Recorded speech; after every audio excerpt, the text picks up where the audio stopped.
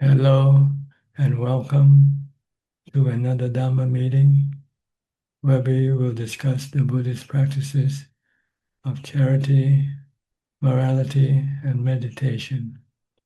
How are you doing, B? I'm fine, thank you, Prajat. 1 week has gone by real quickly, huh?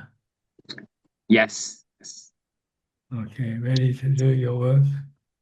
yes, Prajat. Okay, I'll start with Claudia from Switzerland. So, Good afternoon to you, Claudia. Good afternoon from Switzerland.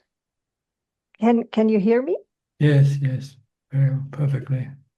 Yeah, wonderful. I'm glad to be here, and I'm very happy to announce so far the text of Chan's biography, Beyond Birth, is finished now for publication. My husband now needs to finalize some formatting, but the text is completely finished, so we can send it soon for publication. That's good news. Yeah. Thanks for the hard work you put in. I also thank Kenneth a lot, and also my husband, who is at work now. Without Kenneth and my husband, it wouldn't be the work. Yes, wouldn't have been thanks to possible. everybody. Thanks to everybody involved. Yeah. And I can report a little success in equanimity. So I realized that my equanimity is increasing, and I realized it last week. I was invited with a team I volunteer in to, I hope to pronounce it correctly, to an evangelical service, so very conservative Christians. Yes, And I was able to follow 2.5 hours this service without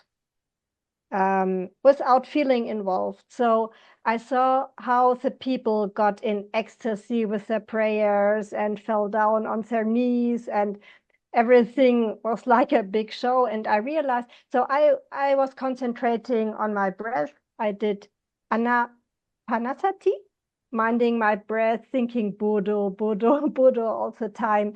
And I realized that I didn't feel affected at all. So I saw the people kneeling on the floor and praising and everything, and I felt so solid in my Buddha, that I realized, well, this is how equanimity feels, and that's it was a right. good feeling. Yes. Whenever your mind starts to become agitated, you can start reciting Bhutto, Bhutto Yeah, to keep it normal. yeah, But if yeah, you want to make it more strong, you need to meditate. yeah. But this reciting of Bhutto is the working of mindfulness, Mm-hmm. which will last briefly as long as you keep reciting. But as soon as you stop, your mind can start to react. Yeah, yeah, But if you practice meditation and get the mind to jhana, then this equanimity will be more solid and will be more lasting. yeah, yeah. Yeah, it So motivates me a lot to keep on meditating. I like to meditate. I don't feel any aversion to meditation. I really like to meditate, and it was a good inspiration, this test last week. yes, it makes you feel safe, not affected by what's going on around you. Hmm. Yeah, yeah, yeah. It was a lot of loud music, and yeah, it was really like a big show, and it was a good feeling to have this equanimity. So Yes. and also no aversion. So I think maybe 1 or 2 years earlier, I would have been feeling a lot of aversion because it was very loud and very ecstatic or very weird. But I also didn't feel any aversion, so it was okay. Yes, that's the influence of equanimity on the influence of mindfulness on the mind. The mind can remain still and not reacting to anything. Yeah. So maintain mindfulness as much as possible. The more you have it, the more your mind will be calm and have equanimity. Yeah. I will continue. Good. Do you have anything else? That's all for today. Thank you very much.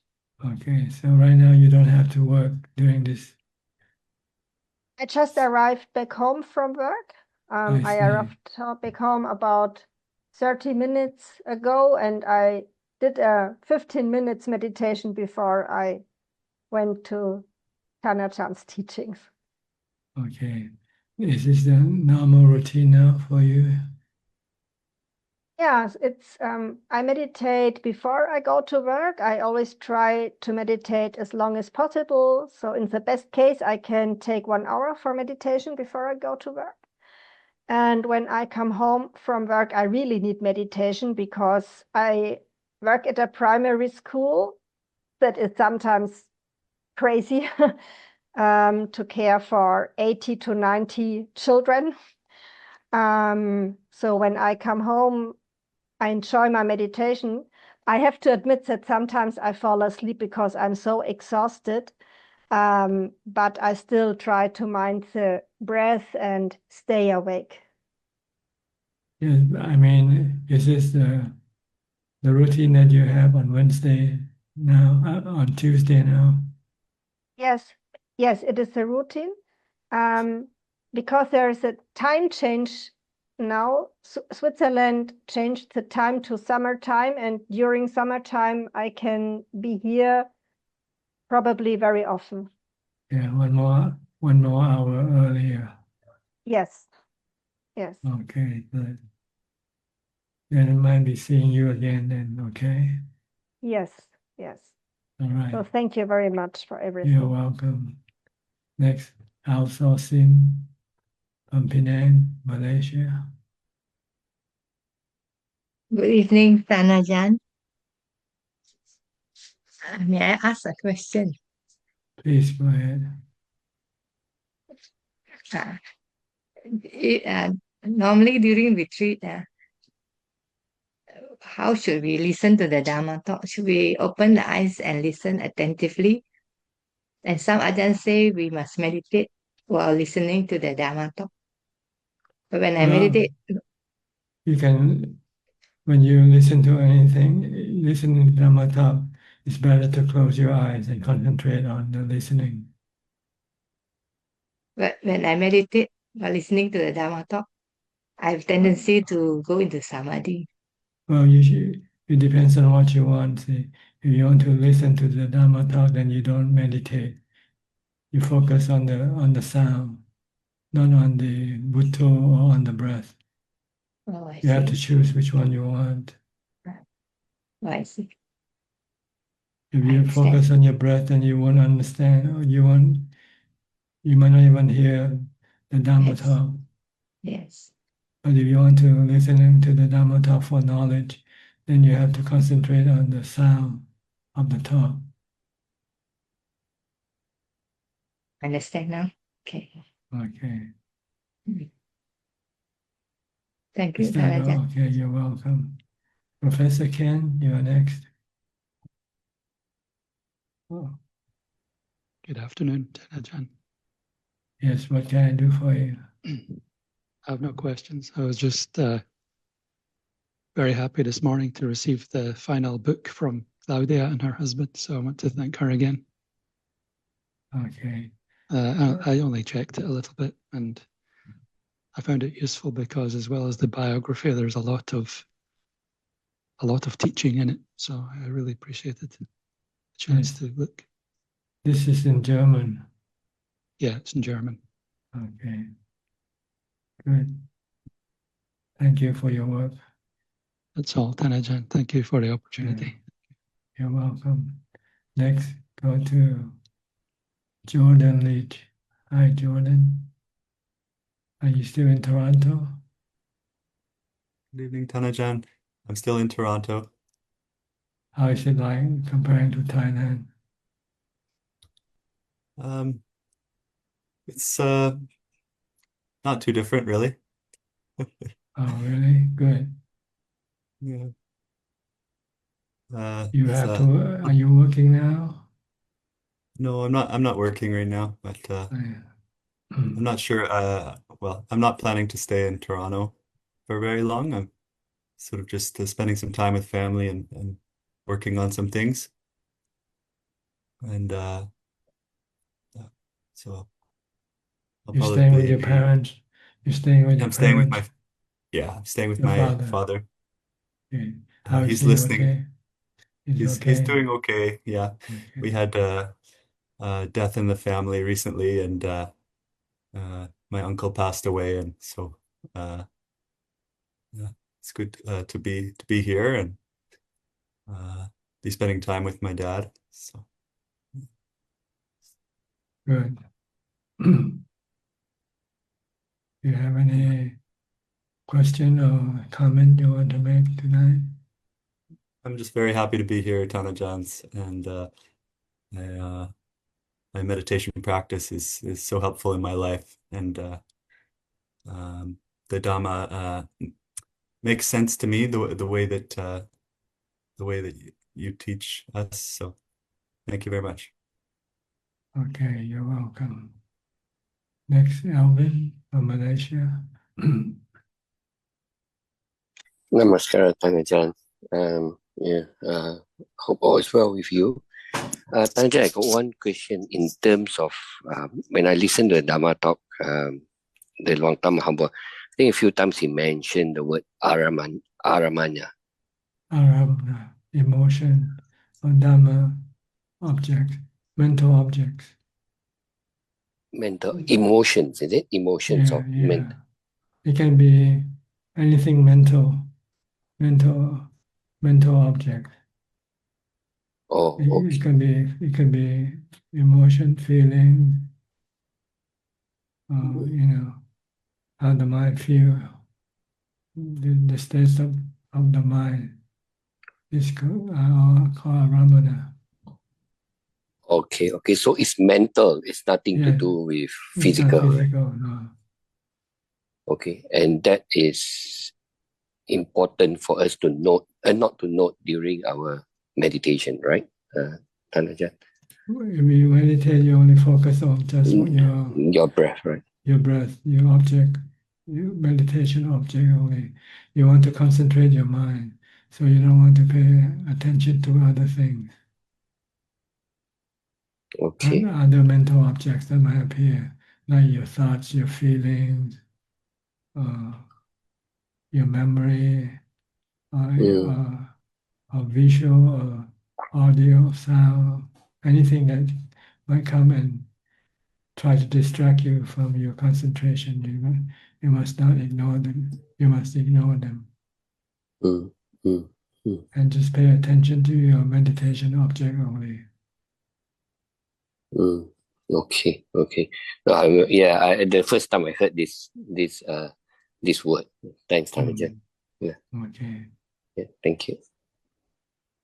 I think it's more from the Thai word, but I'm not sure. Maybe it's Pali also, but usually means mental things, not physical. Okay. Like what you say, including our feelings, emotions, anger, I suppose, is one of them. That's right, yeah. Right. Okay. Even happiness, right? I mean, feeling good, sukha. Yeah, sukha, piti, rapture, anything like this. Okay. Thanks, Tajang. Yeah. Thank you. You're welcome. Next, Philip from Malaysia also. Hi, Tanajan. Just have a slight question with regards to the practice. I have noticed that I think it's me. Maybe you have some ideas how to overcome it. That after sitting a while every day, the mind goes into the calm. It focuses on the breath. Sometimes it can be as calm as letting go of the breath, and then it goes into silent for a while. But at maybe at a 45-minute mark, 50-minute mark or whatever, it comes, the mind comes back alive. I want to push even further. I know I can do it. There are times when I don't have probably work that day. I can push myself further, but I think it's a like internal biological clock that tells me that, oh, it's time's up. Is there any way that I can prolong the sitting, or prolong the? It's not to say that I don't have mindfulness. It still continues, but the sitting or the body just, it's not, it's an alarm clock that says that, oh, it's time. You need to use other type of mindfulness. If you're just watching your breath, this is not strong enough to continue. You have to recite Bhutto, Bhutto, or something, Okay. Yeah, it's Bhutto, just like Bhutto, Dhammo, Sangho, any type of recitation. Yeah, because I notice it becomes a bit clockwork. It becomes a bit clockwork. And you have to restart your mindfulness again. Yeah. Watching your breath is not strong enough to resist your urge to get up, to stop meditating. So you need to use something like reciting the 32 parts of the body, reciting the sutta, or reciting a mantra. Then you can become involved with this activity. Then you can continue on sitting and meditating.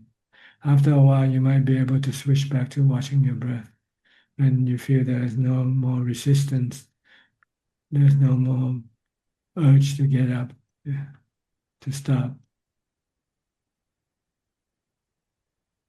And I've also noticed. I think it's also, maybe it could be psychological and anything like that, because on the days that I don't have to go to work, on the days that I know I have a long holidays or a long weekend and things like that, the meditation time or the sittings are much longer. So I guess I don't have anything to worry on those days. Yeah, right. It's like giving up. It's like giving up, because if I were to meditate in the morning, I know I have to go to work, and then it becomes like a routine, a clock. It becomes very, very clockwork. Yeah. Yes, you have set up the limit of your meditation, knowing that you have to go to do something else later on. So if you want to sit long time, you should leave it open. Nothing to wait for you to do. Nothing to do. If you have something to do, then this will set up the limit of your meditation practice. That's why the life of a monk is more conducive to meditation, because we don't have much engagement, except for a few essential activities like eating and cleaning up the place. Other than that, you're just open wide. Your time is, the sky's the limit. You can meditate for as long as you like.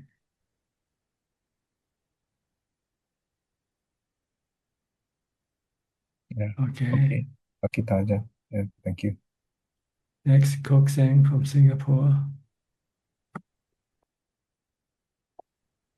Good evening, Prajan. I have no questions, here to pay my respect to Prajan. Okay. Good. Marco, hi. Marco, I haven't seen you for a while. Almost forgot your name. Hi, Ajahn. How are you? Sorry. You're not It's been working today? No, I am at work. I'm at work. Actually, the reason why now I'm able to join the session is pretty interesting. I think recently I've got a very nice confrontation with the three characteristics. I know that soon my job actually will be stopping, my function will be stopping, and I realized that I was identifying a lot with my job.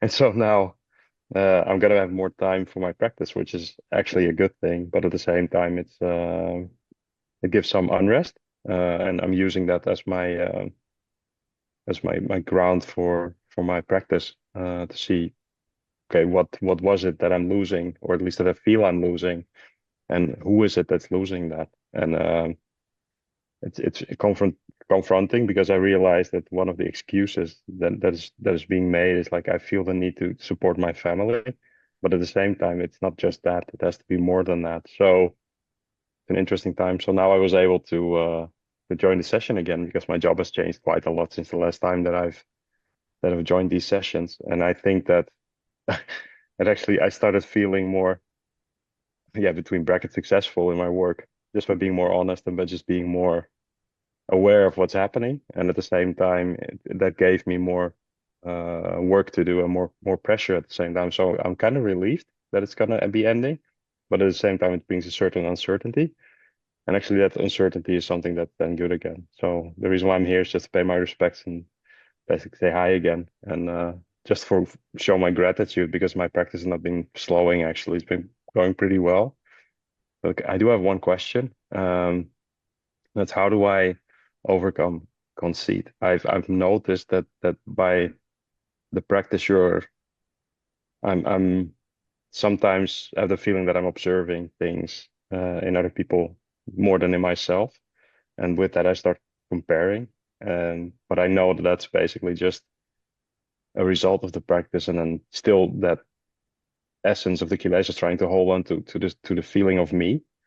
Would Pajan have a suggestion for me on that one? Well, the Buddha said you should treat yourself like like think Like of the yourself rug. like like the ground that people walk upon. You're the lowest of all six of existence. Think of Yes. yourself like the earth that people step upon. People can, do anything with the earth they step upon. They can dig the ground, they can urinate on the ground or whatever. And you should not feel affected by whatever is done because you're the earth. So that I feel like I'm the earth with eyes that still has a mind that judges people urinating on me. Yeah, So yeah, that's what I'm trying to do. But I noticed that feeling is it's difficult to kind of hold on to. It's always like this like nagging thing that goes like, but you're doing so well in your practice. And I said, who's this I am talking about? Who's this? yeah. What is this? You should think that everybody is more superior than you are. Yeah, yeah, that's what I should be doing. Yeah. Yeah.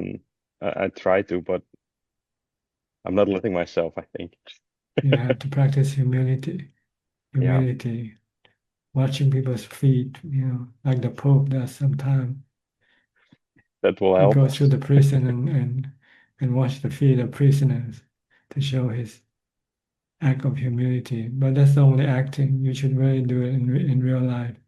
You should, if you happen to be going to a room, somebody wants to go in there, open the door for that person. Mm, Serve. yeah, Be a server. Be a servant. Don't be a master. that's actually good advice. Yes, absolutely. I'm trying. Mm. And also with my son, he's getting older now, so there's a lot of things that I'm actually grateful for. My practice has made me way more honest than I used to be in the past. And actually, it was a whole part of my life that I was not sharing with anybody. Now that I do share it with my wife, and I actually realized there were things I was not talking about, which I didn't really see as a problem. But now that I've kind of exposed myself to it and seen what it does, it helps me to talk to my son better, at least understand him better as well. But doesn't make it easier to be a father. But at the same time, I think it's one of the duties that I feel I want to do successfully. So now I'm identifying still with a couple of roles, and that's something that I try to contemplate on often. It's like I'm the father, I'm the husband, and I'm the worker. Now the worker one has has been shaken a little bit, which is good because that's going to bring that one down. Now the other two are still there firmly that I want to make affect me less. Okay. Try to think of yourself as a servant to everybody. Also, my son. Think of yourself as a servant to everybody. So also a servant to my son. It's Yeah, going to be servant difficult. to your wife. And My wife is easy. My son is a bit more difficult. But yeah, I will try to do that more. okay, good. Good to see you. Thank you. Good Hope to to see you, see you Tanajan. again. Thank you. Now that I have time, I should be able to. Okay.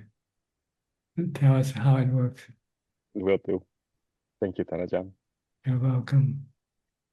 Next, Kwan Liman from Malaysia. Ajahn, I have nothing to ask yet. Thank you. Okay. Genso, also from Malaysia. Ajahn, good evening. Ajahn, after an Arahant passed away, whether the Arahant still know the things happen in this human world? I don't know, you have to ask him or you have to be an arahant yourself. Mm-hmm.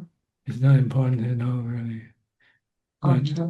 in order to know things in this world, you need to have a body, right? Usually. Without the body, how can you listen to the news or see what's going on this world? Mm-hmm. Unless you might contact another human being through your psychic power and then let the human being tells you what's going on in this world. But you need the body in order to be able to access the sensual objects of this world.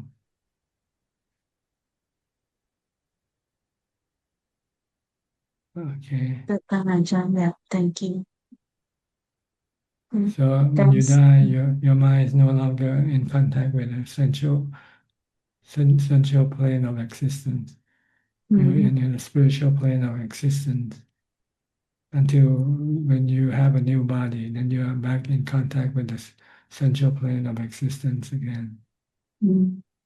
But if you don't take rebirth, then you probably won't have any knowledge of what's going on in the sensual plane of existence. You need a body. A body is like a space probe, and that being sent to the moon or to the Mars to study, to collect information from the moon and the Mars, and sent back to Earth. See, the mind is not in the body, but the mind uses the body like a space probe on Earth, and then the space probe send the information to the sensual object, sensual organs. That's how the mind get to know anything about this world, this earth, through the sensual objects, sensual organs. Mm-hmm. But when the body dies, then it's like the space probe is no longer functioning. So it cannot send the mind any information anymore. You get the idea? Sorry, Ajahn. Yeah. Okay. Thank you. Thank you. You're welcome. Next, Marsha from Ohio.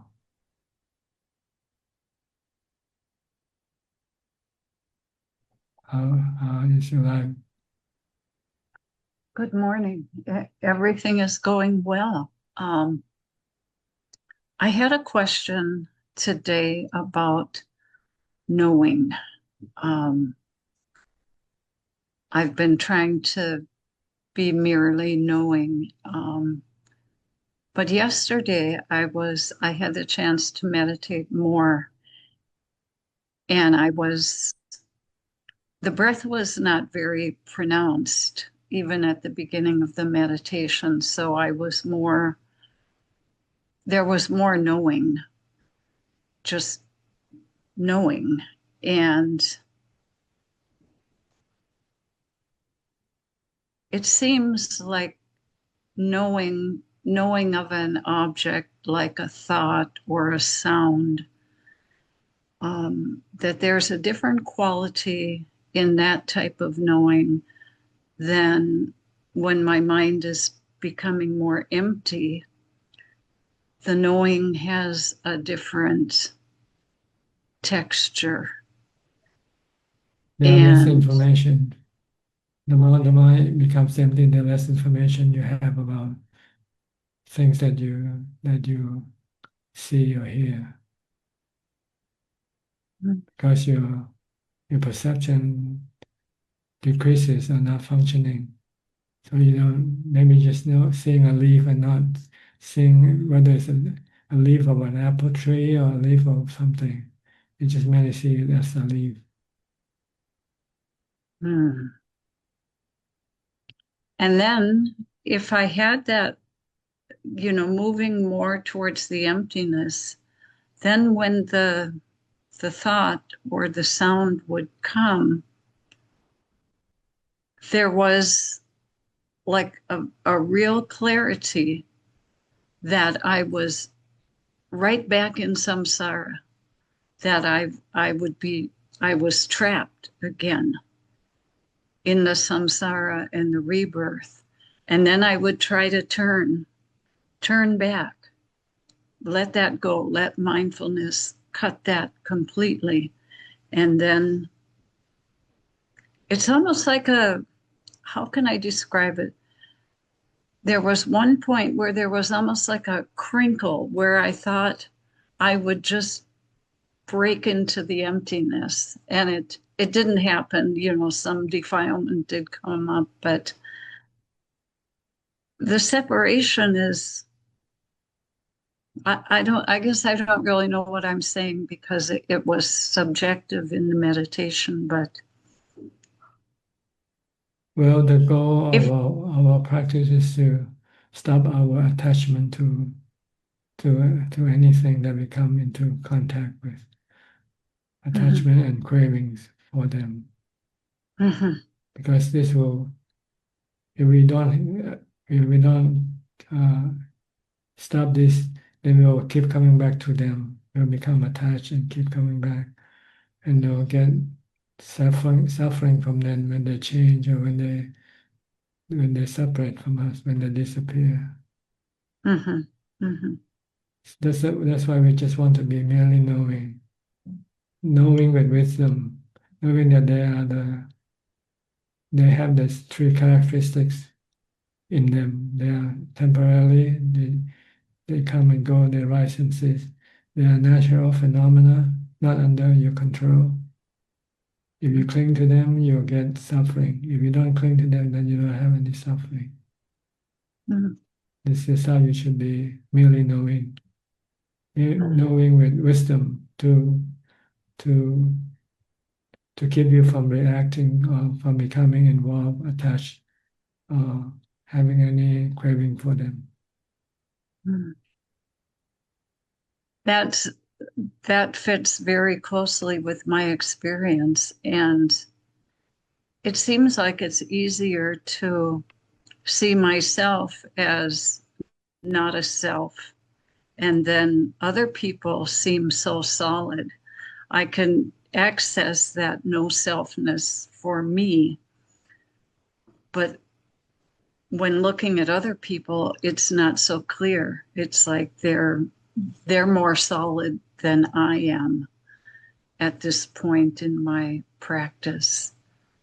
Does that make any sense? When you say you, are you referring to the mind or referring to your body? To the mind. Like it's easy for me to see that I'm a process, this mind and body process. But then I react to other people as if they're people and that they're solid and more permanent than like I am. Well, reacting is conditional on the necessity, whether you have to react or not. If you have to react, you react with knowledge that things that you reacted, you are reacting to just natural phenomena, that you cannot control them, and then you cannot possess them. So you should react to them with detachment.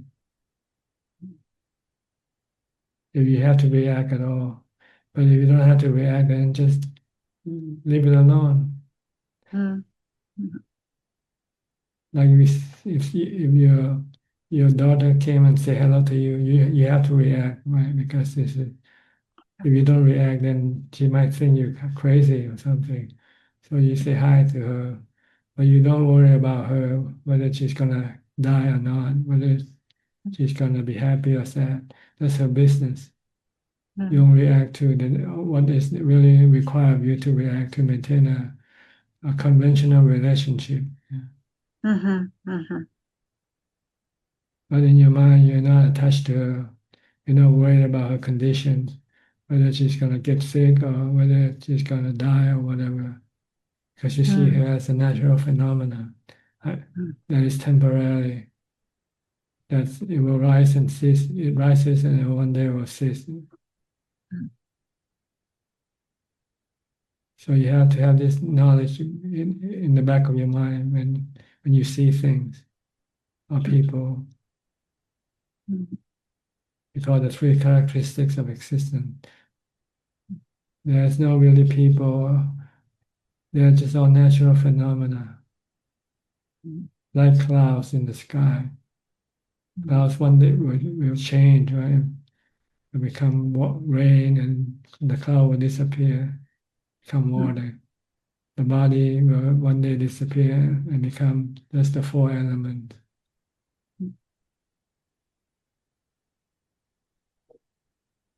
I'm going to work on that. Yeah, that's very helpful. When you see you see everything as natural phenomena, then you know there's nothing you can do. You cannot force them or control them. They come and go according to conditions that cause them to come and go. All you could do if they're human like you and me, try to be nice to each other. So try to practice loving kindness or compassion when you have to deal with living beings like human or animals. But you don't cling to them. You don't attach to them. You know that one day we're gonna be gone from the face of this earth. Everybody in this room won't last forever, right? That's right. We're here temporarily, then one day we'll be gone. If you don't have this knowledge, you won't feel any feeling of sadness when you have to have separation, because this is like natural phenomena. Like you see lots of clouds in the sky, and sooner or later all this cloud will disperse and disappear from the sky. I always say, try to look at everything like the weather. Yeah. And I think the one thing also I need to work on is speaking less, just speaking as necessary. That's right. I think if I'm talking too much, then everything becomes more solid and permanent, that I wouldn't be able to have that vision so long as I keep inserting myself into conversations all the time. Yes, the more you speak, the more self you're exerting on. Exactly. Yeah. So try to be a receiver, a listener, not a speaker. Speak only when you have to, when it's required of you to do so. Yeah. Okay. Okay. Just be merely knowing. Yeah. Speaking is also a form of reacting, right? Mm-hmm. Mm-hmm. Unless you speak only because you are required to, then this is not reacting. Just try to make things normal in this world. You have to act normal. You cannot act different.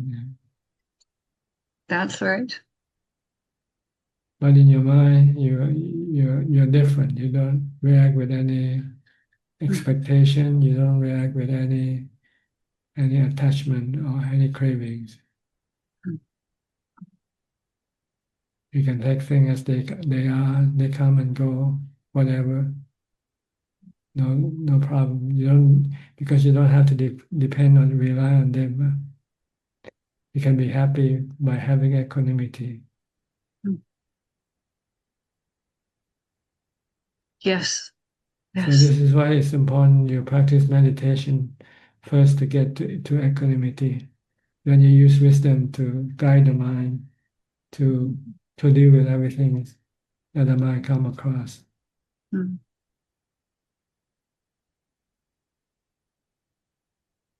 Okay. Thank you so much. Thank you very much. You're welcome. Next, Lynn from Indonesia. Good evening, Tanajan. Hope you are well. Yes. I hope you didn't join the train. The train crash in Jakarta, right? I didn't know that. You Was didn't know it? that? No. Okay. Or was it today? Yeah, I think so.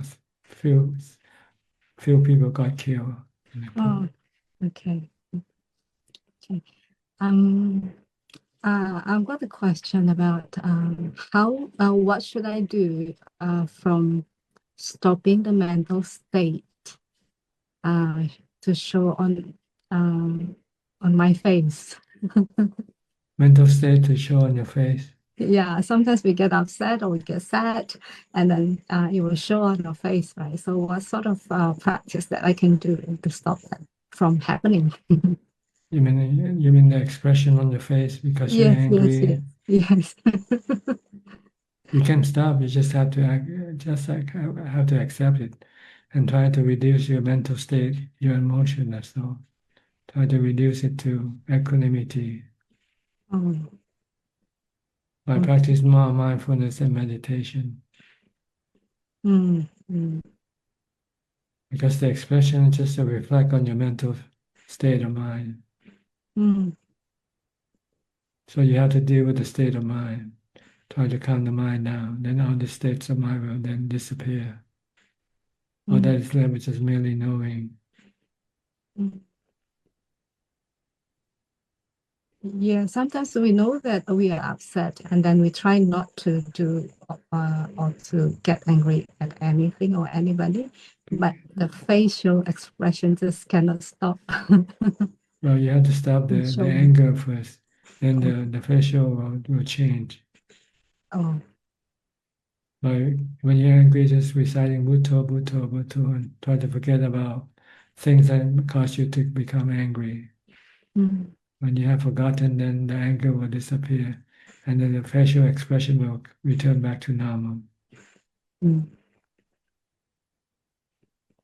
So you cannot just put on lipstick, put on things to cover your anger. You cannot.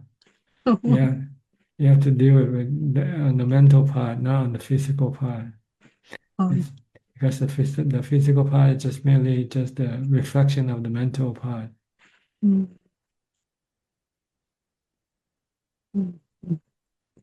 If the mind is happy, the face will be smiling also, right? Yes. Okay. Yes. So try to keep the mind happy. That's all. Then you always have a happy face. It's not easy. Stop your craving. Stop your expectation. Your anger is caused by your expectation of things, of people to be like this and that. And when they don't, then you get angry. If you have no expectation, then you can always be happy. So you have to meditate a lot, get to equanimity, get to jhana. Then the mind becomes happy.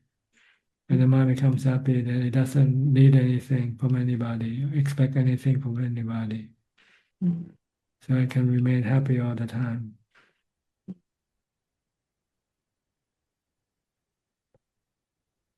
Meditation is very important. To get to jhana is how, if you can get to the jhana, you have finished half of the work already. You have found peace and happiness, although only temporarily. It doesn't last forever. Then the other half is to turn this temporary happiness to permanent happiness by trying to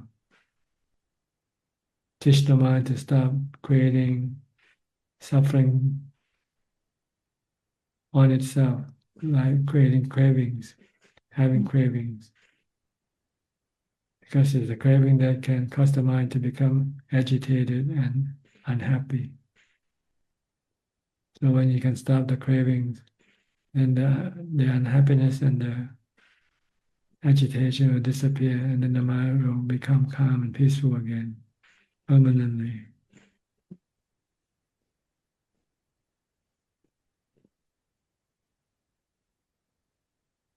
Okay. So try to be mindful, and then you can take control most of the time of your mind. Keep the mind calm and peaceful. We'll try that. Then you'll have a happy face. All the time. Like the Chinese image of the Buddha, happy Buddha. That's true. Thank you, Thanajan. You're welcome. Next, Nining from Indonesia also, and with her mother. Yeah, at the Ajahn. hospital. Yeah, At home. I'm in the hospital with my mother. My mother has had hip joint replacement surgery, and today she can walk again, Ajahn. Good. Hope Yeah. she get well soon. Yeah, thank you, Ajahn. Meanwhile, my mind's still be happy with the suffering, Ajahn. Thank you for the teaching, Ajahn. Thank you so much. It's very beautiful, Ajahn. Just remind yourself that it's just her body, it's not herself that is sick. It's her Yeah. body. Yeah, Her body is like a servant. yeah, She can be, she's not sick, so she doesn't have to be unhappy. yeah, She can still be happy even if the body is still sick. yeah. But need so much passion to treat my mother, since she cannot stand off the pain, Ajahn, actually. Yeah. Yeah. Try to tell her to recite Bhutto, Bhutto. Budu man, budu. Okay, good. Yeah. Keep reciting Bhutto. Yeah. Then the pain will go away. Good. Okay. Mengucap budu dan penderitaan itu akan hilang, man. But she has to do a lot of Bhutto, not just a few times. Kayak kon sing akeh mak budu terus budu. Do Ya, it for 10 minutes, 20 minutes. Then she can 10 see the difference. 10 menit, 20 menit. Ojo sedikit tok. Yeah, Ajahn, thank you so much. My mom want to pay respect to Ajahn. Namaskara, Ajahn. Okay. Namaskara, Ajahn. Namaskara. Get well soon. Yeah, get well soon, ma. Thank you. Thank you. Thank you, Ajahn. Okay. All right. Yeah, thank you, Ajahn, for the teaching. Thank you, Buddha, for the You're teaching. welcome. Next, Rohini from the UK.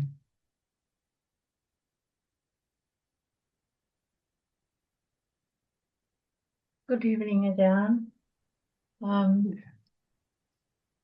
When sitting in meditation for a long time, is it okay to, I meant like 4 or 5 hours, is it okay to switch from anapana breath meditation to another kammatthana like chanting itipiso or 32 body parts, or is it, which is most effective, stay with the breath meditation or switching?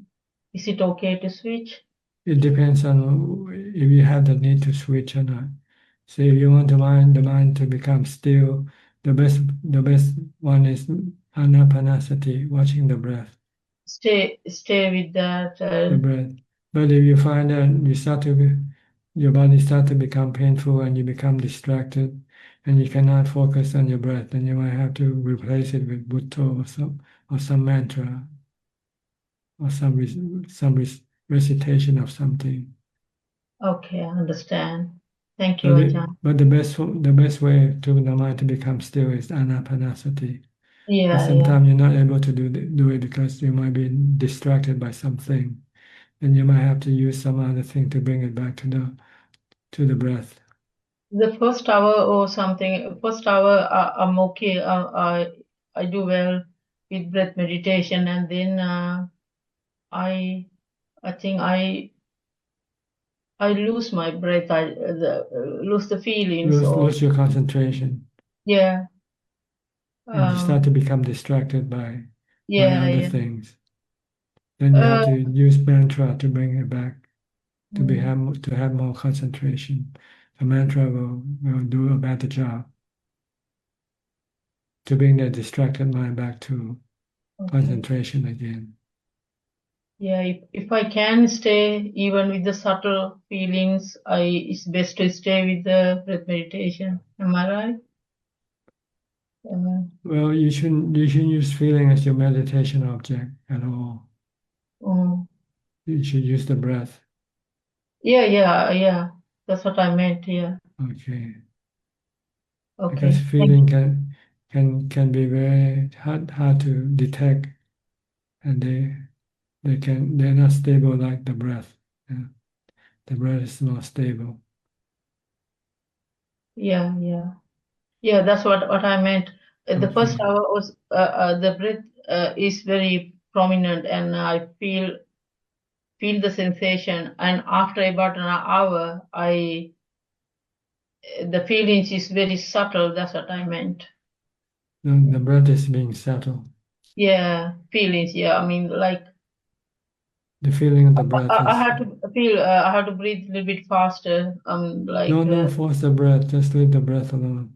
Just keep watching at the same spot. Even if you cannot feel the breath anymore, just still stay in the same spot. Okay. Don't try to go search for the breath, or don't try to force the breath to breathe in harder or longer. Just keep watching the breath. And when there's no breath to watch, still keep watching the empty of breath at the same point. Okay, understand. Okay. Okay, thank you. Then your mind might be able to get into jhana at that point. Once you're in jhana, then you can remain calm and still for a long time, without having to do any watching of the breath or reciting a mantra or anything, because the mind just remains still and not doing anything, but just enjoying the bliss of equanimity, of peace. Okay, I can understand. Thank you. Okay, you're welcome. Thank you. Next, Mike from New York.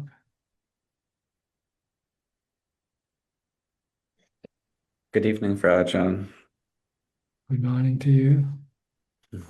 I'm very grateful for your teachings and your talks this morning, and grateful for the Sangha, the global Sangha that comes here every Tuesday.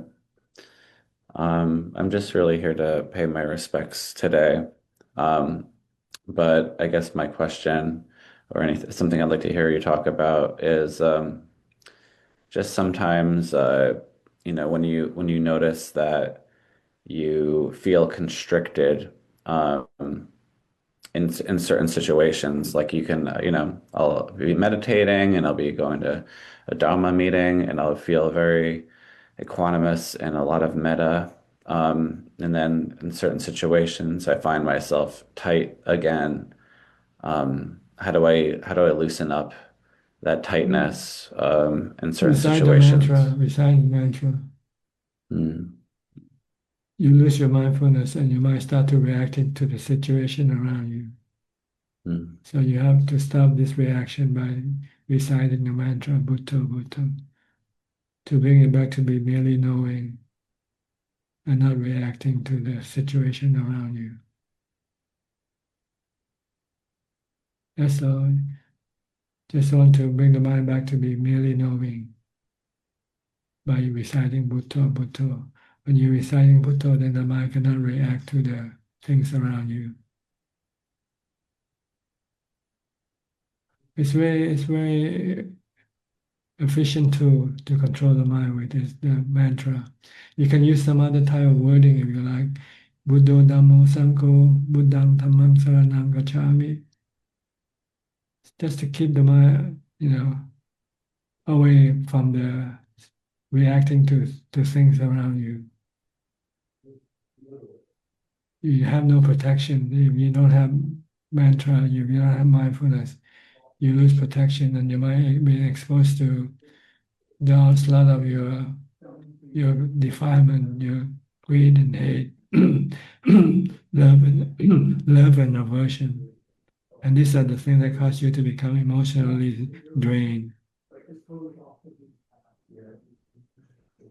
So you have to protect your mind with mindfulness all the time, especially when you are feeling uneasy, uncomfortable. It means you're not having protection already. You might lose protection. So you have to bring back the protection, which is mindfulness.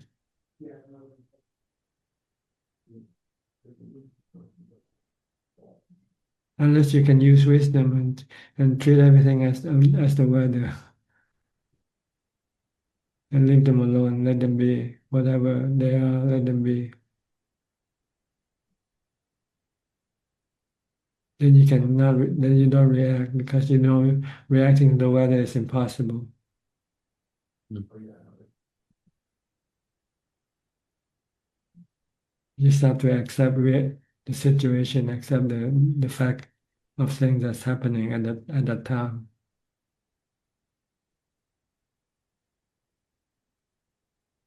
This is wisdom by looking at everything as a natural phenomenon.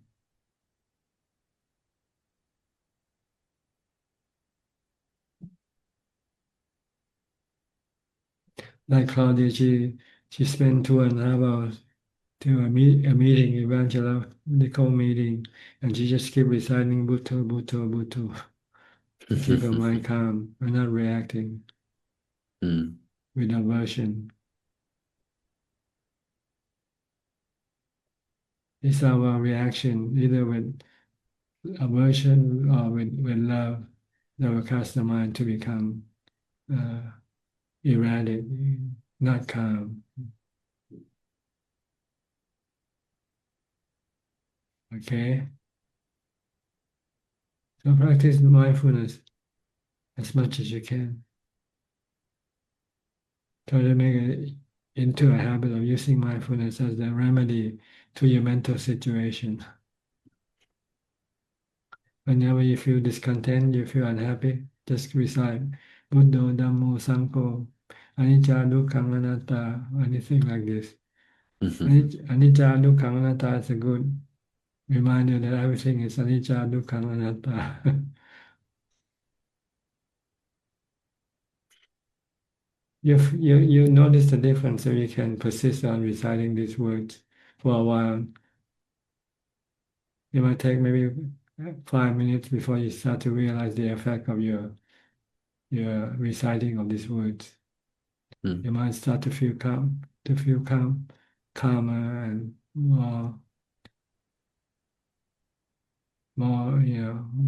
peace, not reacting, less reaction. Okay. It's very good, Ajahn. You're welcome. Next, Maria. Hi, are you still in Japan?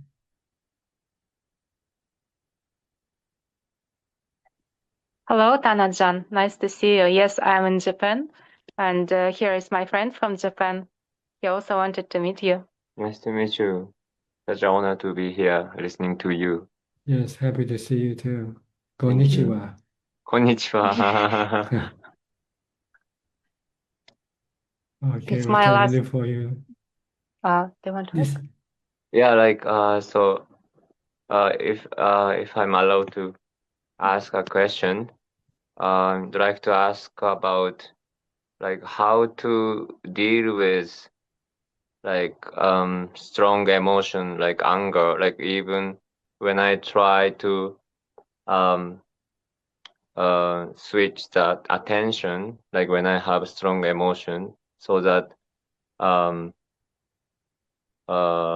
like for example when I have like strong anger, I try to put my attention on, like, for example, the sensation of my breath, like anapana. But it's not good still enough. It's not good enough. You have to do some chanting or reciting chanting. some mantra, just like when I talked to Mike earlier. Mm. Bhutto Dhammo Sangho Buddhang Uh, Saranang Gacchami Dhammang Saranang Gacchami. Just like keep reciting this thing until you forget about the things that cause you to become angry with. Is that the mantra can be, because I've been practicing Mahayana Buddhism Yes, and you can use any type of mantra. mantra. Yeah, you can use Mahayana, Amitabha Buddha, Amitabha Buddha, whatever.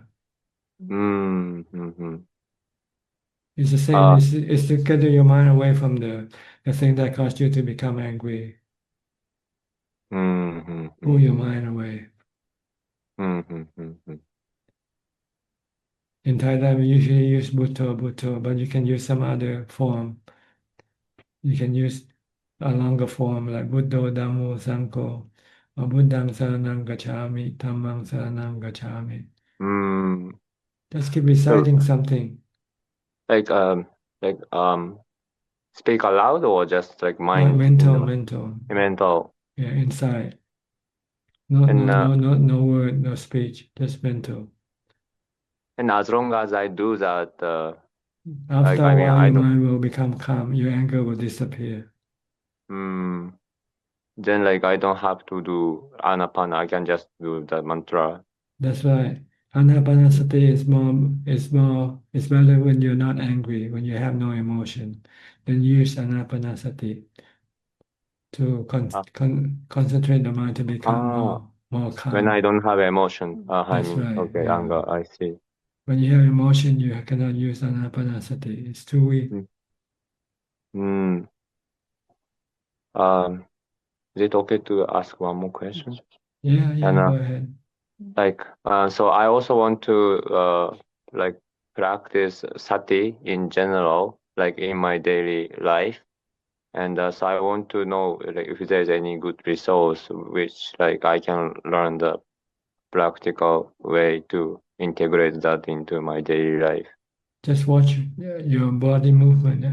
Or movement. Yeah, whatever your body is doing, keep watching it. Stay with your Keep body. watching. Don't go think about other things. Like When I'm you- sitting for Yeah, just watch your body talking to me right now. Don't send your mind to somewhere else. Keep it here, in the present, here now. present here. If you're walking, watch your body walking. If you're eating, watch your body eating. Stay with your body, every movement, every action of the body, from the time you get up to the time you go to sleep.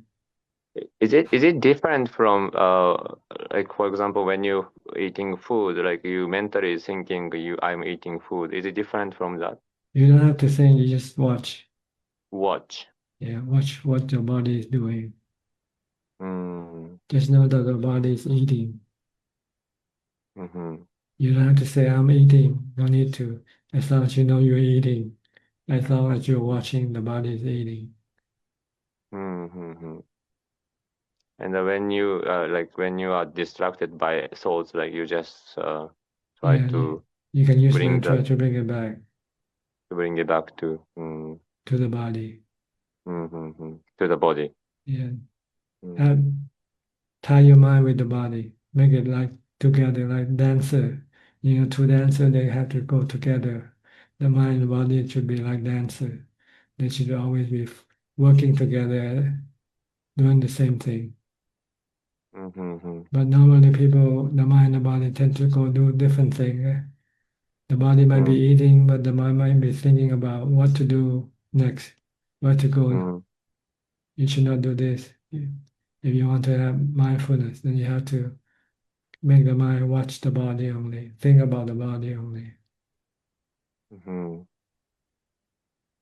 And if you want to think about something, then you have to keep the body still, and then you can think about what I should do next, where should I go, what should I do. You can do this, but you have to keep the body still first. Don't let the body do anything if you want to think of something else. Mm-hmm. It means when you need to think about something, you need to stop, like only sit and That's think. right. Yeah. Focus only one thing. Do only one thing at a Focus on. time. Not walking and thinking about this and that. You're causing the mind to do two things at the same time. Walking the body and also thinking about what you want to do. If you want to think about what to do, then you just keep the body still. Don't move the body.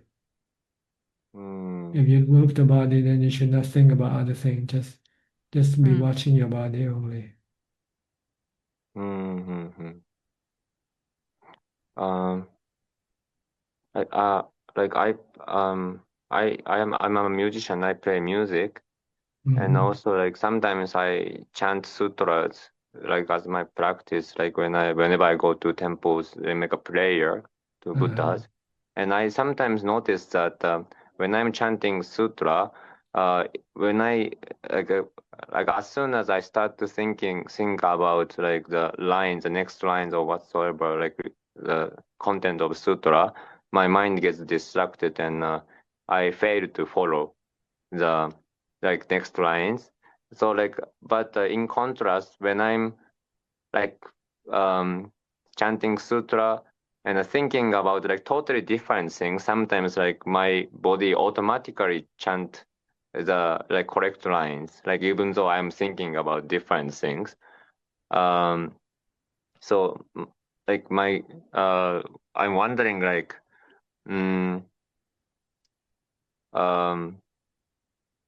I don't know, like, so what, like, for example, in this situation, or like maybe when I play music, how to be like do only one thing?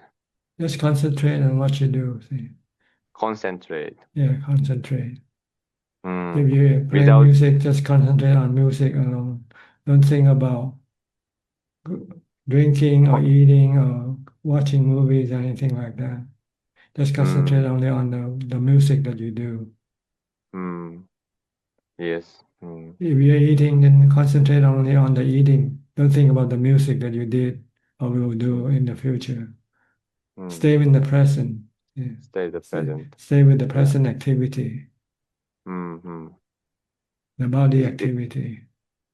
It's like same approach, like watching what your body is doing. That's right. It's the same thing. Concentrating on watching, paying attention to what you do with your body.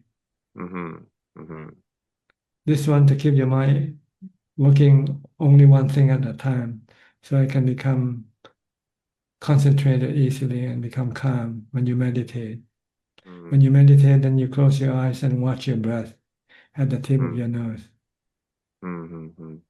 But if you find you cannot yet watch your breath because your mind still think about making music or doing something else, then you use a mantra to bring it back first. Recite Bhutto, Bhutto. Bhutto. Or do some chanting to bring the mind back to the breath. Once you can come back to the breath, then you can stop reciting the mantra and keep watching the breath.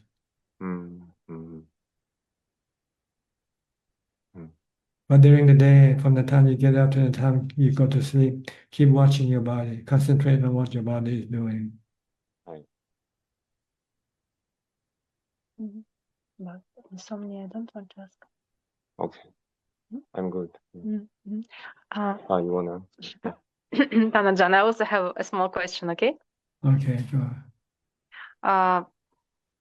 Like in 2 days, I go back to India and I have to work with groups for almost 2 months. and very often I have a lack of sleep because the whole day I'm with the group, and at night I also need to do something, to organize something. So I generally sleep like 5 hours a day. And when I do it for a long time, I feel it's difficult to control again emotions sometimes. And it's more difficult to practice metta when I'm very tired. So the question is, if I cannot get more sleep, like how to practice in order so that other people also feel comfortable around me, because when I have lack of sleep, I become very like annoyed and irritated very easily. There's no other way. You just have to make enough time for your body to rest. You just have to give up some of the work that you do so that you have more time to sleep. The body is your important tool, see? And you're not looking after it well, then it's not performing well for you. So you have to reduce some other workload and give you more time to rest. Maybe 6 or 7 hours a night to rest. Because if the body is not healthy, then it's very difficult to do anything. Yeah, that's true. You But try you to do said, so many things and ignoring the body's needs. The body also had need like other things. So you have to give it what it is needed. And resting is one of the things that the body needs. Resting, sleeping, exercising, these are the things that you have to pay attention to keep your body healthy and strong. But why did Buddha say that 4 hours of sleep is enough? I tried many times, it was never enough. It's for monks. Monks don't have any work like you do. Monks' only work is to go out in the morning to collect food. And then the rest of the day, the monks is alone meditating. So there's no action, no work for monks. So we can sleep only 4 or 5 hours a night. But with you, you work from the time you get up to the time you go to sleep. And you only have a few hours of sleep, not enough for your body. Because you work the body too hard. So the body needs more time to rest, to recuperate.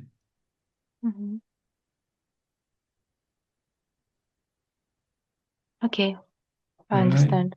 So you have Yeah. to find the balance, the right balance, how much the body needs to sleep.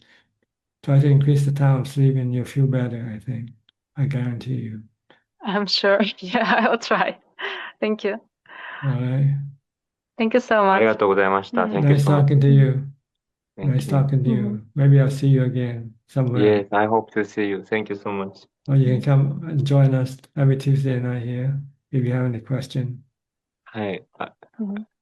Thank you so Okay. much. Sayonara. Namaste, Ji. Okay. Is that all, Maria, for you? Yeah, I just wanted to share. So I was doing this pilgrimage in Japanese mountains. It's called Kumano Kodo. And I was trying to practice in sati all the time. It was a good experience. I didn't manage to do all the time because I will bring a group in November to these places. So I was exploring, reading a lot about that, asking people like, what does this mean, that mean? But when I managed to practice only sati, it was very good. And for me, like I like walking a lot. I like trekking a lot. And for me, this practice is very good when I can combine walking and practicing, not only sitting. So I felt it's very beneficial, but I need to put more effort in always maintaining sati. Okay. Sati and also resting for the body. It's just Okay. equally important. Mm. Sati is good for the mind, resting is good for the body. Mhm. But not too much resting, just enough to keep it strong and healthy. How to understand when it's enough and when it's too much? You know. When you sleep too much, you know. I cannot explain it to you, but this is something you know yourself. Okay. If you don't know, then that means you're really stupid.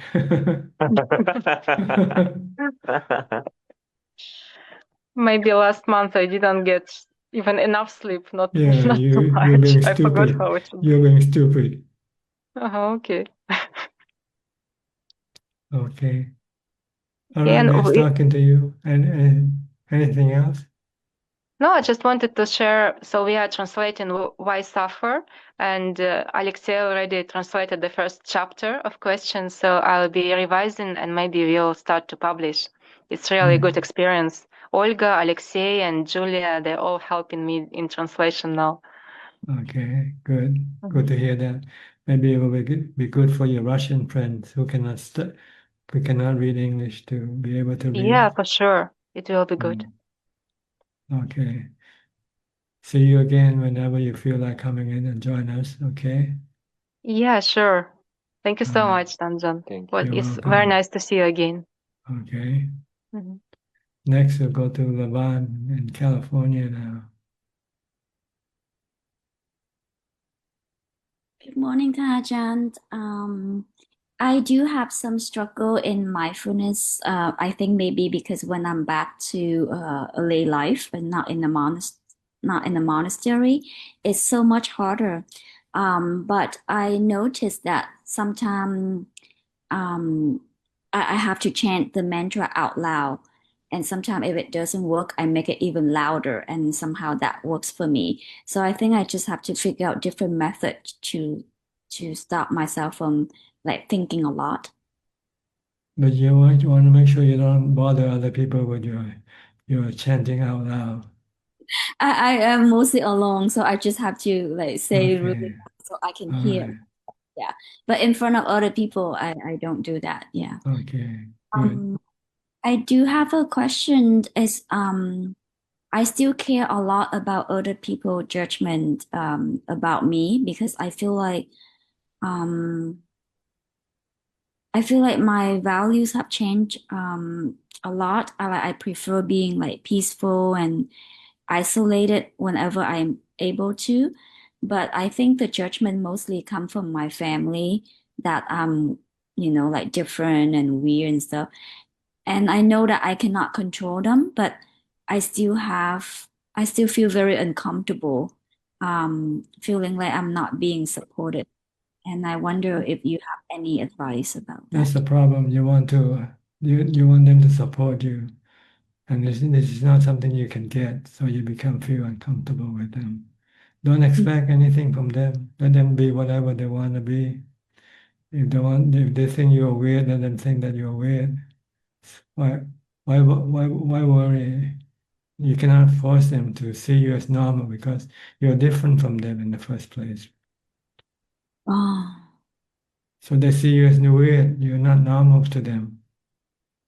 So don't expect anything from them. That's all.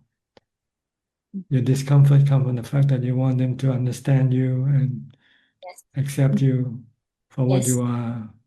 And this is not going to happen. See? Yeah, that exactly what, I was hoping they can understand me. Just don't care. Just say, I don't care. I don't care.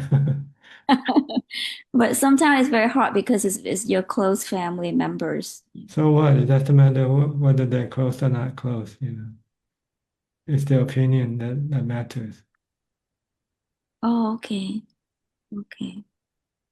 And your problem is you want them to have the same opinion of you as you have of yourself, which is not happening. So let them say whatever they want to say. As long as they don't interfere with your life, that's good enough. They do interfere, but then I need to find ways to stop that. Yes, I will work on Yes, that. I'll try to circumvent somehow, not to Setting. be. Yes.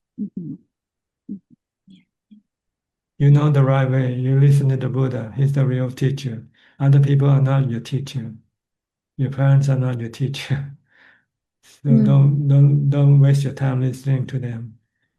Or you listen to them, just listen with detachment.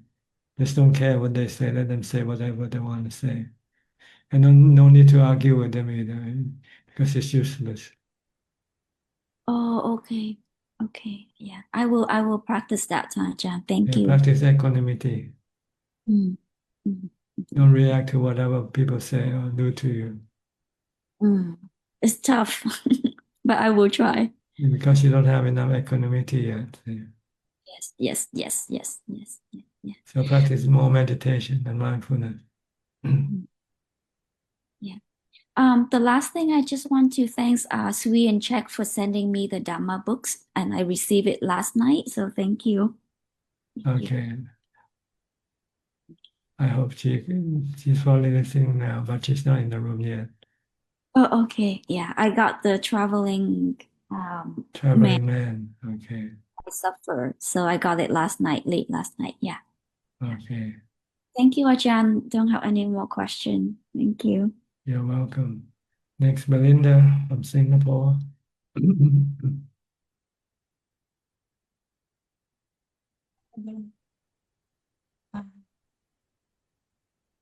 But you have to speak louder, I cannot hear you.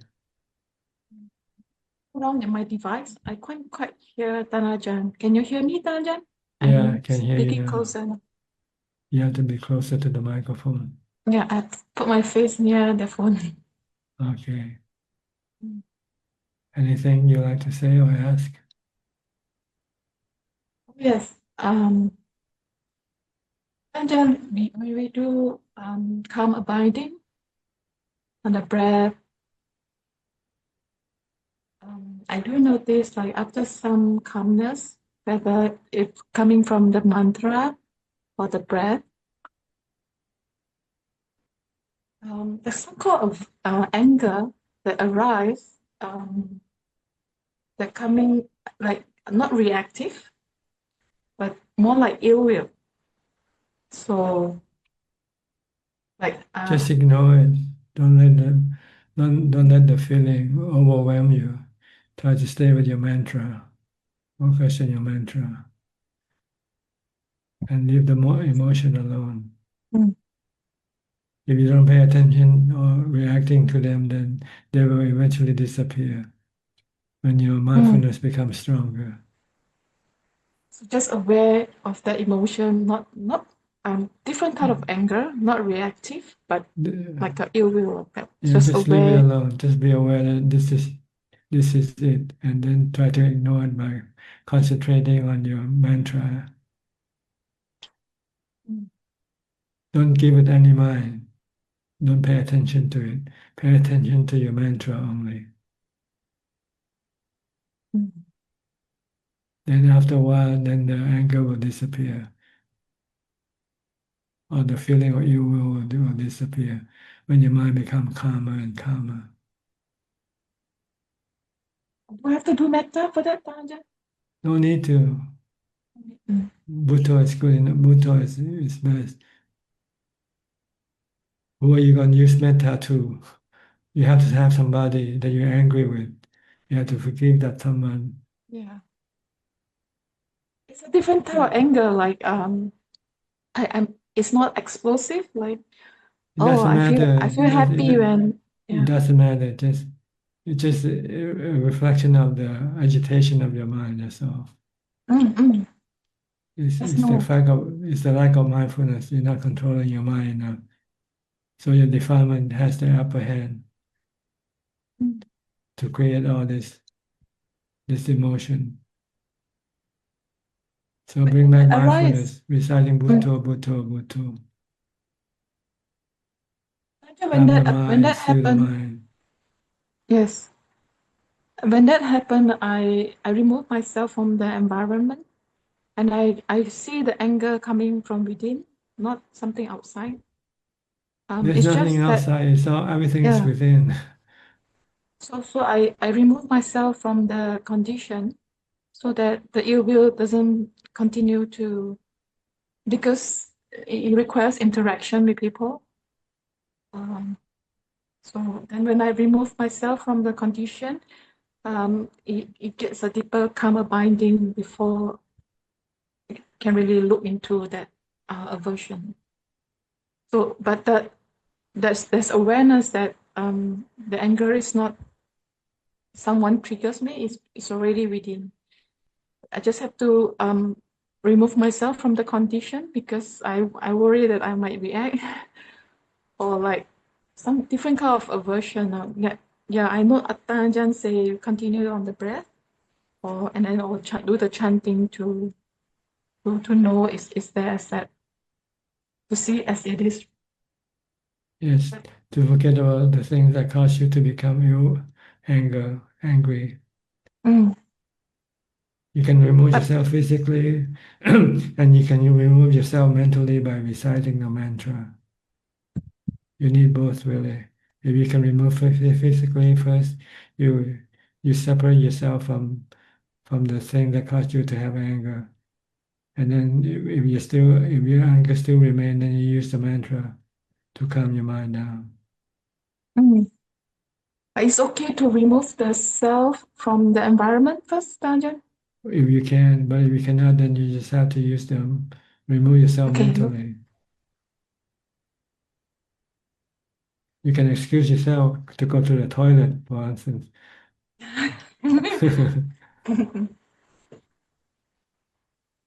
And then when you're in the toilet, you're still angry, then you have to use the mantra to remove the anger.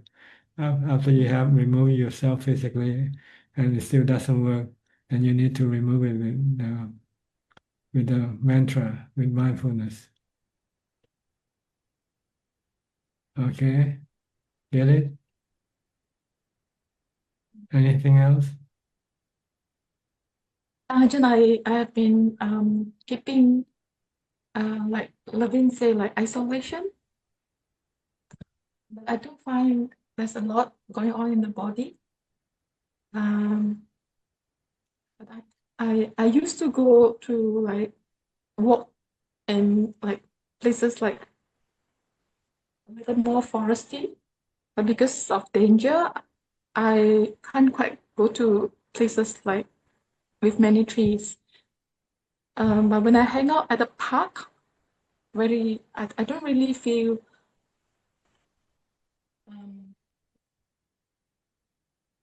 the energy from the forest. Like the park is more like structured. And I feel like I need like a closer to nature, like bigger trees and all. Are there any ways to cope with it, Ajahn, or just have to keep reciting mantra? Or You mean when you're in a natural setting, you still have emotions? Then you need to use mindfulness to stop it. oh,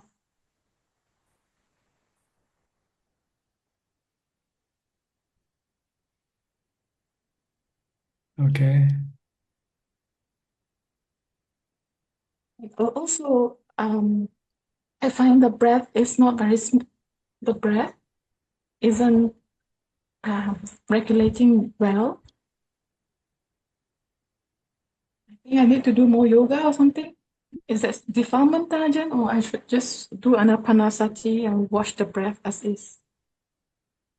The working on the breath is the physical condition. It has nothing to do with our meditation, okay? So our meditation doesn't fix the problem with the breath. If your breath is not doing well, you might have to seek the advice of your doctor, your physician. We use the breath only as an object for concentration.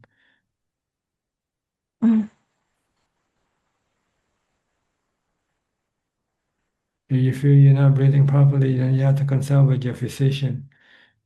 Let him check your respiratory system if there's anything wrong with it or not.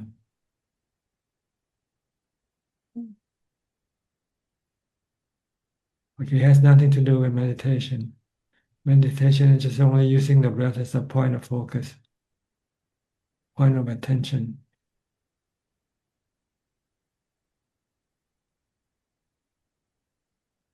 All right?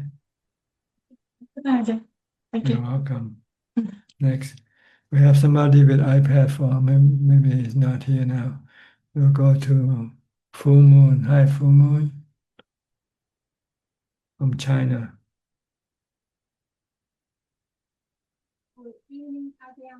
You have to speak louder, please. Not loud enough. I'm not sure why, but I can hear you. When are you using the headphone or anything?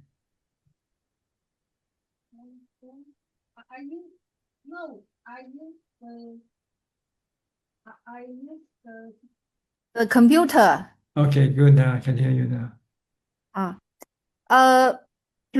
I do have two questions.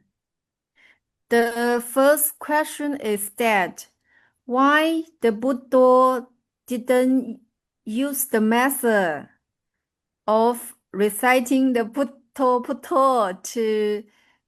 to develop samadhi.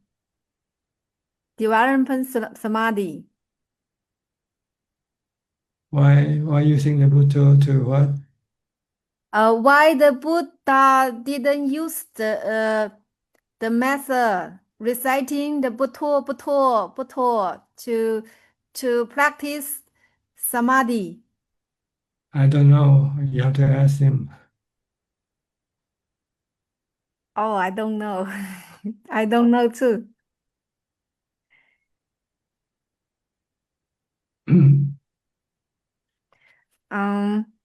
The second question is that when I sleeping, I reciting Bhutto and my body will get samadhi, and it's easy for me to get samadhi when I sleep,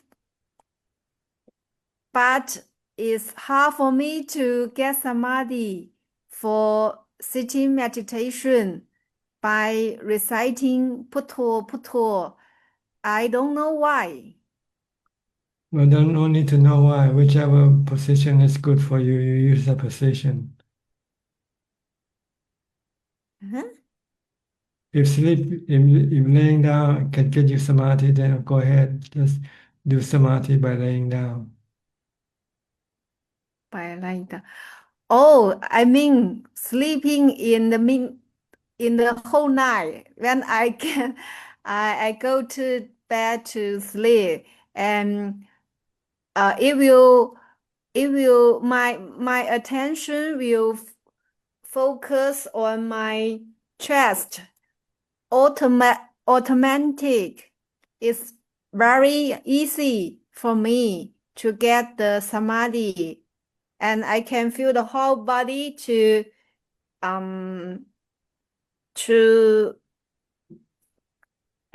go to another space. But I use the same method to practice sitting meditation.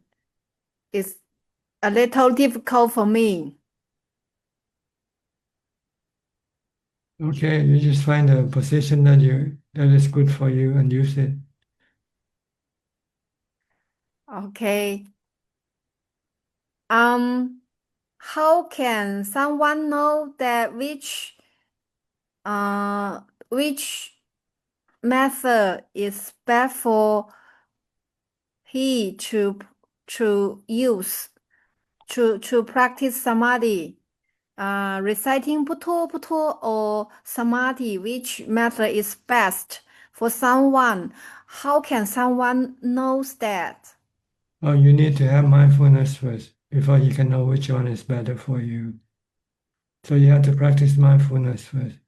You have to practice mindfulness all day, from the time you get up to the time you go to sleep. Then when you have mindfulness, then you can try Bhutto or you can try the breath, and you'll find out which one is good for you. Without mindfulness, you cannot tell the difference, which one is good for you. So you need mindfulness first. You have to practice mindfulness first.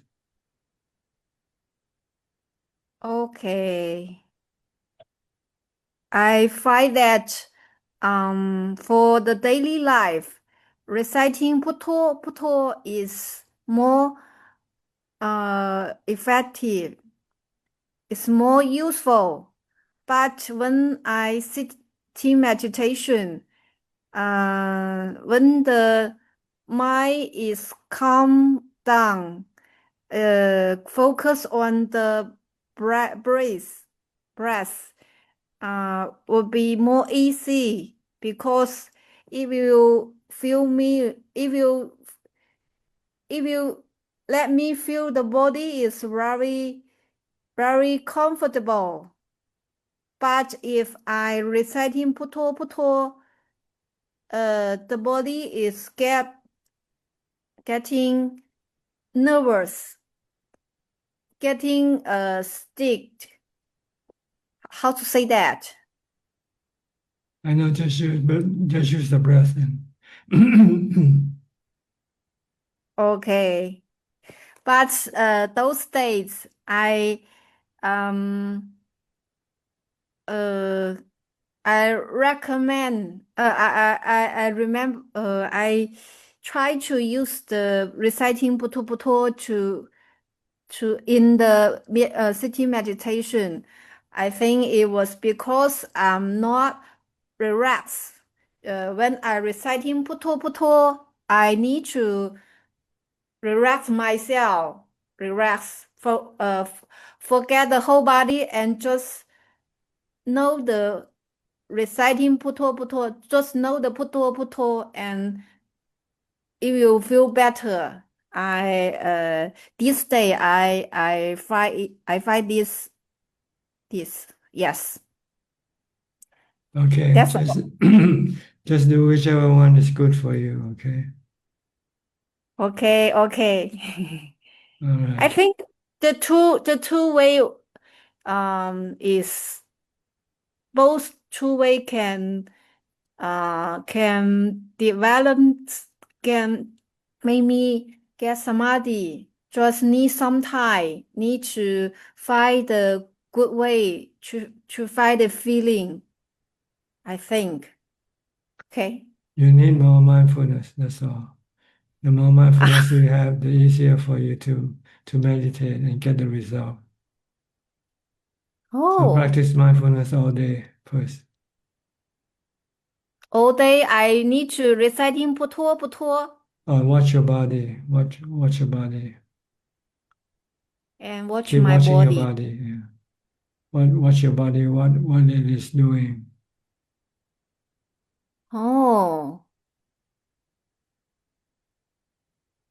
here the chest will automatic to reciting puto, and I cannot control it. It will arise in itself.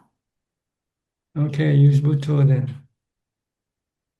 Okay, Just don't okay, think. The goal is to stop thinking. That's all. okay. And then see the body. Okay, I will try it Okay. Watch your and keep. body. If your body walking, watch it walking. If it's sitting, watch it is sitting. If it's eating, watch the body eating. Just keep watching the body. Don't think How about to other watch? things. Oh, No, just to know that you're eating, okay? oh, Right now, just to know you're talking to me, and then go think about other things.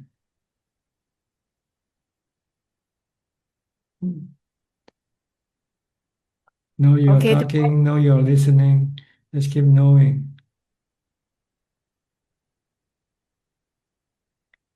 Maybe get it. Relax and just know it. Yeah.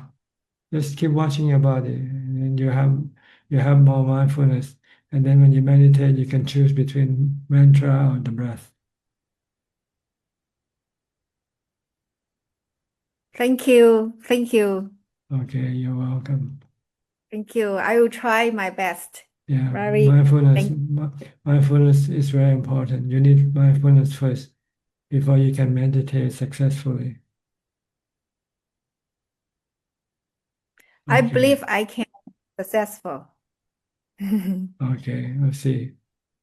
Thank you. You're welcome. Next, I'll go to Steph. Hi, Steph.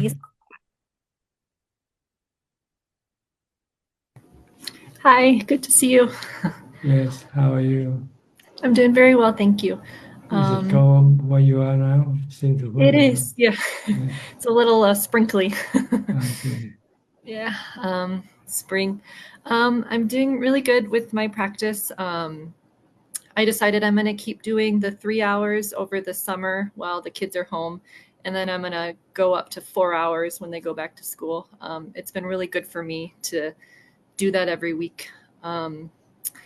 I'm able to use Budho throughout the day, and then during my sitting meditations, I'm able to do Anapanasati. It wasn't that was difficult, but it wasn't as, I guess, easy as Budho, but now it's becoming like that's what I want to do when I'm meditating is just follow my breath, and I don't want the extra words. So that's going good. But yeah, just practicing hard and really appreciative for your That's direction. good. If you can use Anapanasati, that's the best form of meditation. It's the most peaceful. Yeah. Yes. And you don't have to recite anything, just watch your breath. Yes, yes. So that's been going really good, and I'm just so glad that you gave me that idea with the sits, because that it's just changed everything, being able to sit for that long. And Yes. yeah. Force you to be more mindful. hmm And now I just want to do so much less. Just do less. Do less, do nothing. Yes, that's what I want to do. Yeah. So, Okay, yeah. good. Thank you so much. You're welcome.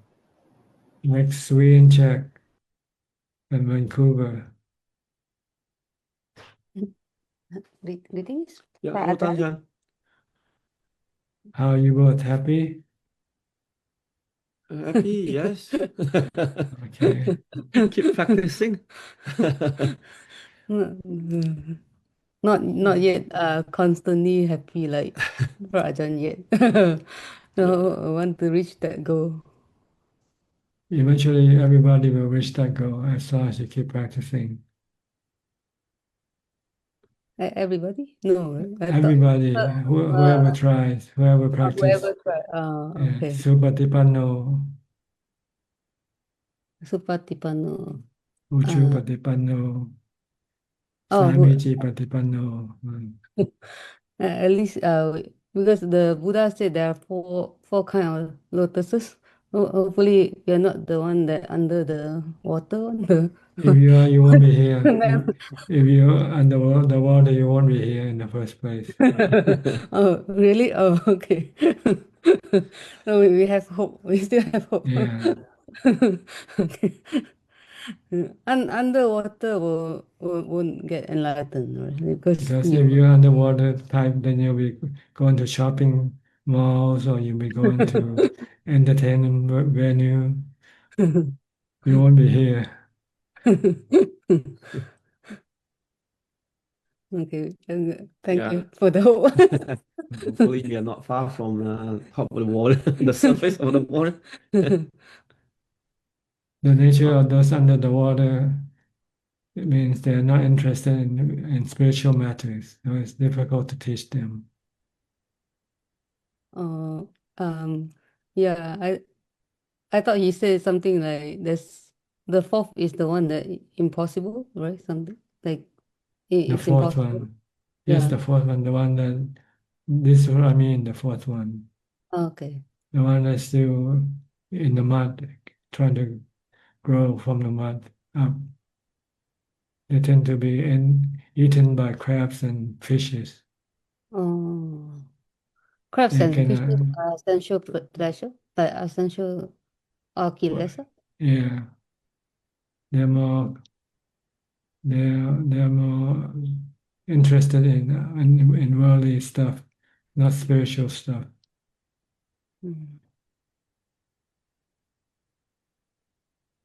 Yeah, I think uh I get a little bit frustrated. But I realized that later on it's my own desire. So I let it go. But I got a little bit frustrated when somebody um, tried to, I guess, try to brainwash me by saying um, like not like for example taking care of parents is such a difficult task. So if they abandon the parents, it's not being ungrateful or They find a lot of reasons. they give a lot of non-dharma, and also that like I because I listen to the your Dhamma a lot, so I know that we have to be grateful for parents. So it's not the right thing to Yeah. um I think people just find a lot of reasons like, oh, my parents are old, they are hard to take care of. Um, all these reasons to justify their action. but yeah, it's But your parents never complain when they have to look after you when you were young. yeah Yeah, that's exactly what yeah we think. But yeah I know but like people are finding this reason, right? And then it make it a really kind of like like yeah, they make it the right thing to do. they make Yeah, it opposite, that yeah, the Dharma is wrong and the yeah it's, I yeah, don't know yeah, how to explain, but they just be so good with their words. But yeah, so I got a little bit frustrated, but It's like it's like somebody who owes you money and try to find excuses not to pay you back. I think that's exactly that's exactly the Oh, I don't have enough money. I spent too much on this and that. I'm it's oh sorry, but I yeah can't pay you back yet. oh wow, Tajan is so good with the analogy. People So just don't want to pay back their debt. That's all. yeah, They want to spend the money on themselves, lavish themselves with stuff. yeah, I don't know how yeah. people can twist Dharma so far away. Yeah, But so yeah, they kind of people like Dharma like in the way you practice right, of course will bring you like to the enlightened level. But some people I found that they can still use Dharma to do bad. Like no, it's I not think that they it's twist it. they twist it. It's not that they ban the Dharma Yeah, it's hard like to. according to their desire. But what they say is all like Dharma. Yeah, they try to brainwash. They try to argue with you, but I don't want to argue. Yeah, I think that's what I found. Like, a certain people they have the skill. Like, But in the end, I think it's my own desire to try to to yeah. So it's my I have to look at myself, not other people. So yeah. yeah, Because they don't have any experience of the joy of giving. See, if they have experienced some joy of giving, then they'll find that giving, helping other people can be happy more than maybe buying a new bag or a new pair of shoes or going on a holiday. You can be happy, by giving your time and effort for the benefit of other people. mm, So they're missing something. They never learn how. They never give before, so they find it difficult to give. They find that giving is losing something important that they love, losing the money to other people. They want to spend money on themselves. And also I remember Tan Ajahn, you said that it's okay that if we let's say we are far away and we can't take care of our parents, it's okay that uh we can just we can pay for the care, um but uh, from um but however, we are being not me personally, but I guess it's been being accused that you're not there to care personally is very wrong. It's not being pious, and you money is nothing. Like just giving money to care is nothing. Well, try not to spend money and see what happens.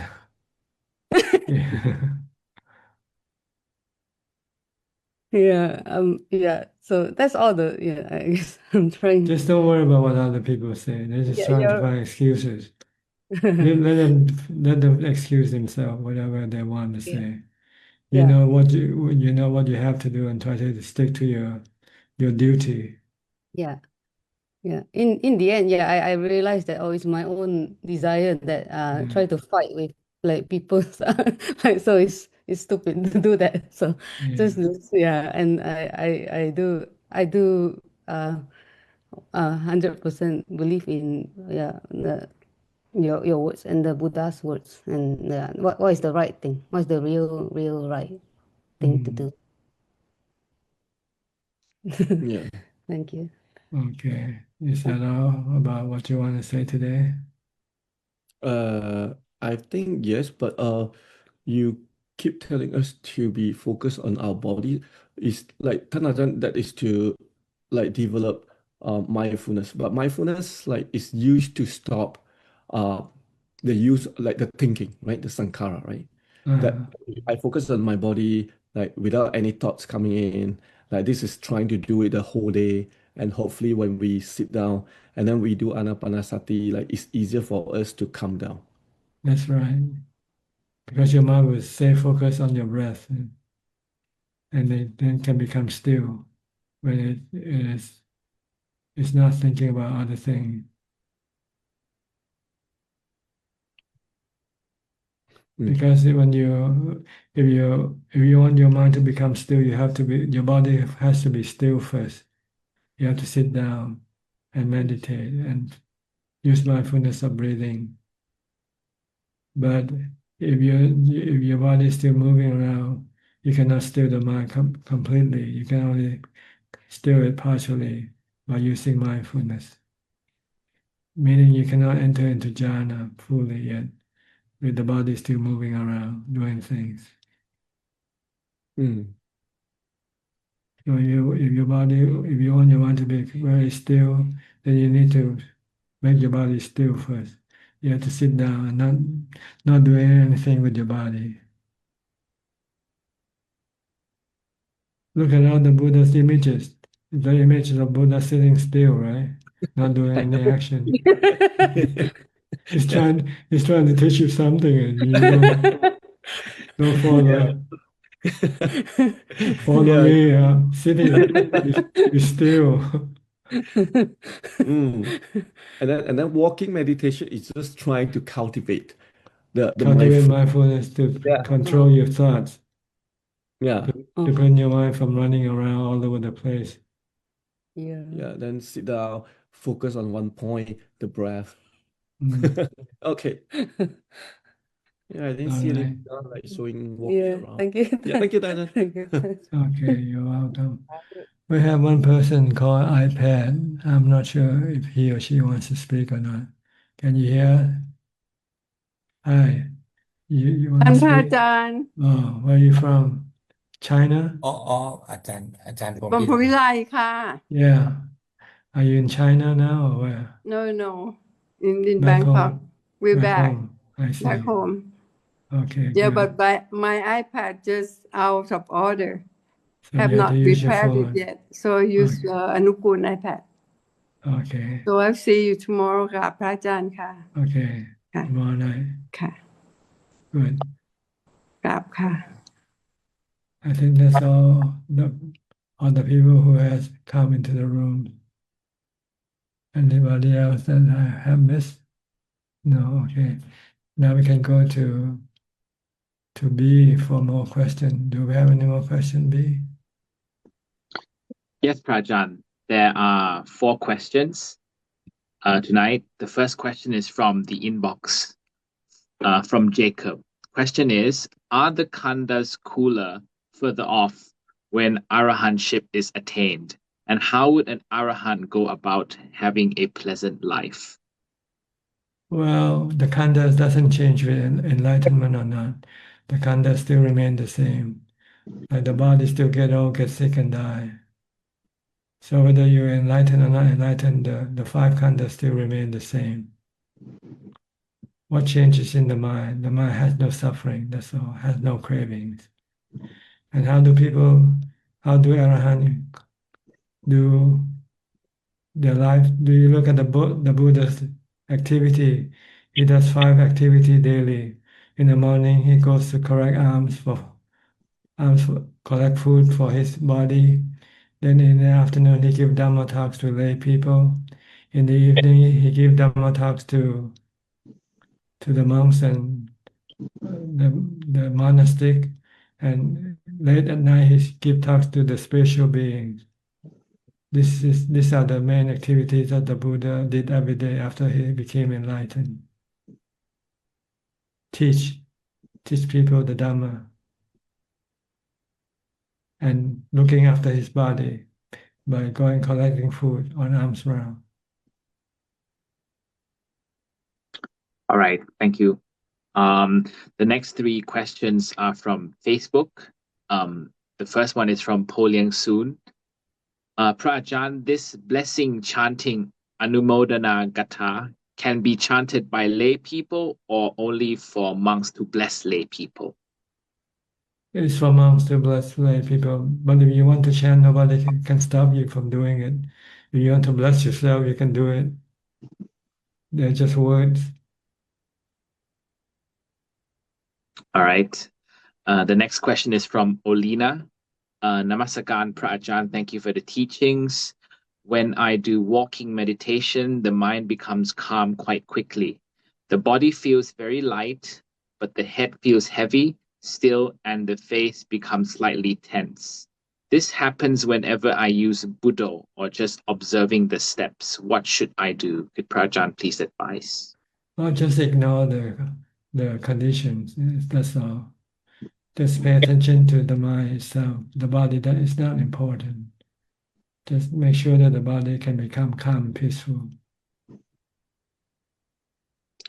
All right. Thank you. And the last question is from Robert.